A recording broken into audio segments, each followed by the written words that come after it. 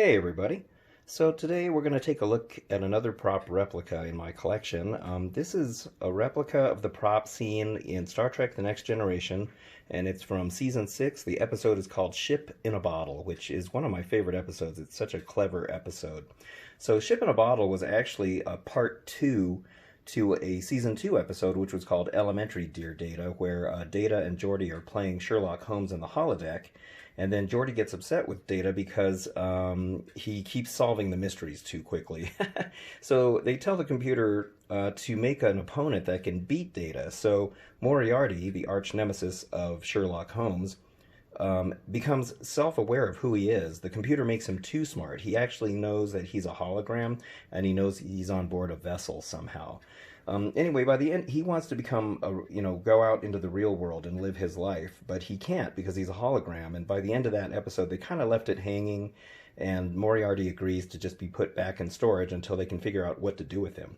So now, cut to 4 seasons later, and we're into the Ship in a Bottle episode where they activate Moriarty again. But now by this time, Moriarty's mad because he's been stuck in the computer for 4 years, and unfortunately he's been aware of the passage of time, and so he wants to speak to Picard. And so Picard, Data, and Reginald Barclay come on to the holodeck, and they're discussing how he can't leave.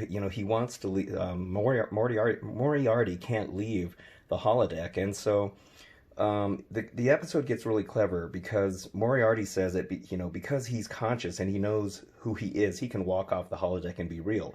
And so he does. He walks off the holodeck, and to everybody's astonishment, they can't believe what's going on. So later they find out that Moriarty faked them out. When he walked off the holodeck, and Picard, Data, and Barclay thought that they walked off the holodeck, they in fact never did. Moriarty made a holodeck on a holodeck, and it was really clever. So in order to fake out Moriarty wants to be able to come off the holodeck with his girlfriend, the Countess Regina Bartholomew, who's excellently played by Stephanie Beacham. Anyway, they're both played really well. Those actors did such a great job. But anyhow, Picard fakes him out with the same ruse, so it's so cool. They're like on a holodeck, on a holodeck, on a holodeck, and so Moriarty thinks that he and the Countess have been beamed into the real world using the transporter, but in fact they were actually on another holodeck that Picard had created. And so Moriarty and the Countess go off in a shuttlecraft to live their life 400 or 500 years in the future, and they think that they're free and clear, but in fact, in reality, they're actually living in this cube. So at the very end, Barclay pulls this cube out of the little console or whatever, out of the control section of the holodeck, and this is an exact replica to the actual prop. This thing is so well made. Now, I had this commission built by a gentleman that actually worked on the show, and he didn't build the original prop, but he was able to surmise all the measurements and everything else, and he managed to make this thing, and it is spot on to the original. I mean, this thing is a beautiful, beautiful piece. And so anyway, just like the real prop, this is made of all the different layers of acrylic, and it's the same amount of pieces too. And you got the clear top and the clear bottom, and it's got the circuitry pattern in here. The circuitry pattern on this is actually laser etched. I think on the original prop it was silk screened on, and both sides of each piece of acrylic have the laser etched circuitry pattern on it. So this is really, really well done. And then also it's got the interesting little, you can see here the very thin acrylic rod that's on each corner, just like the original prop, that keeps everything stabilized. And then each one of these, it looks orange in this video, and it is kind of orangish, but I don't know, in the episode sometimes it looks green, sometimes they look yellow, and I don't know. These are actually yellow pieces, but they look orange when they're all together. It's really strange, but just the way the color is. But each one of these, I'll call them orange pieces, are actually cut the exact same way, but they're just placed on here on different angles or upside down to give it the randomness, and that's exactly how the original prop was made as well. So and then this is the enhancement module. So Barclay, after he pulls the cube out of there, at the end of the episode, he puts the cube inside the enhancement module, and then he says there's enough active memory in it to let Moriarty and the Countess live an entire life of memories and adventures, and they'll never know they're living inside this device. So this thing works just like the original. When you put it in the thing here, you see it actually lights up just like the original prop. The cube lights up, and then you got the cool tracking lights on the side, and then on the front. Now this is the only part that's slightly different. In the episode, these lights here, they flicker really quick. On here, they're more alternating, and I actually like this look better, but that's just the way we did it when we were coming up with the circuitry for this thing. But here you can see all these, they're called plantons, where they just randomly put these pieces on here. Now let me flip it to the other side and I'll show you what that looks like.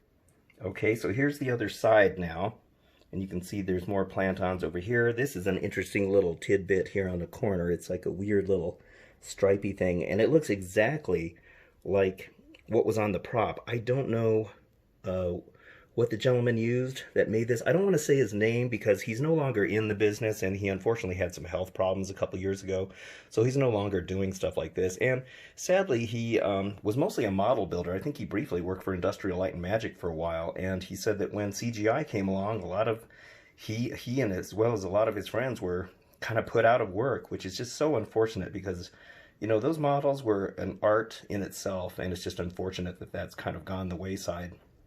And so he made a few props when he mostly did the models. So anyway, I was lucky enough to get this piece, and I'm very glad I did.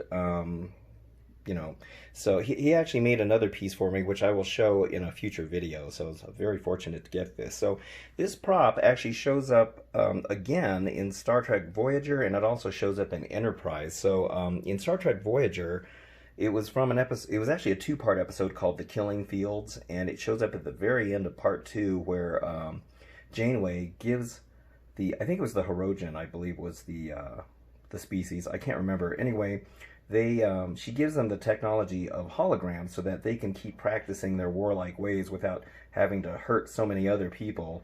And so they show Chakotay and Janeway and Tuvok walking down the hallway, and Chakotay is actually carrying this piece.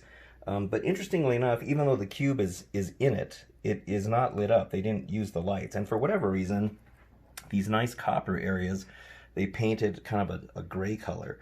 So I'm not sure why they changed it. And what else is kind of funny is when she hands it to the lead Hirogen guy, or I think that's who it was. I hope I'm getting their name right. But you can briefly see the planton back here. And what's interesting is this little piece had fallen off by the time that they had filmed that episode. And if you look closely, you can actually see in that episode a little bit of glue still left on there. So I found that rather amusing. And then it shows up again in Star Trek Enterprise, but unfortunately by that time, here, let me flip this over again. Okay, I just wanted to show the lights. Anyway, by that time, they had completely redone this whole prop, and they ruined it. They painted it this really ugly blue color, and they put on these really cheesy looking buttons everywhere. And then where the cube goes in here, they filled in that hole. And then while the lights were still the same, they had cut a slot somewhere in this area for a little data card to fit in there. It was like it's supposed to be a Vulcan data card reader, I guess. But it was only on screen for just a few seconds, and they did all these different changes, and it was a shame that they ruined it. In fact, I actually had a chance to buy the original prop. It was up for auction, and it only sold for like $200 or $250. And I probably should have went ahead and bought it, because I probably could have brought it back to its original look, but I was just so disheartened with what they did with it that I just kind of passed up on it. But anyway, so unfortunately after Enterprise, it would never look the same again. But anyway, I just love this piece. It's really cool. I tend to favor the more obscure props on Star Trek because, you know, I have all the communicators, tricorders, and all that stuff, but it's these really one-off cool props that they made. And, you know, the prop guys put a lot of work into these things, and sometimes they're only on screen for a few seconds, or sometimes they end up on the cutting room floor, and it's just a shame because I don't think the appreciation is there for what really goes into making these things. And oftentimes they only have just a few days to make this stuff. But this thing is one of the really cool props that shows up in that episode, and it's such a great episode. If you haven't seen it, start with Elementary Dear Data first, and then watch Ship in a Bottle, because they go hand in hand. And it's just it's a great storyline, very well played by the actor that plays Moriarty, whose name escapes me right now, and also Stephanie Beacham, who played the Countess. They're just really well done, and of course, exquisite acting, of course, by Patrick Stewart and Brent Spiner, as always. But really cool episode, really cool prop. Thought you'd get a kick out of seeing this thing. And anyway, thank you so much for watching. I always do appreciate everybody watching my videos, and I guess I'll see you on the next one. I'll probably have another prop to show. All right, thanks again, and I hope your day is fantastic.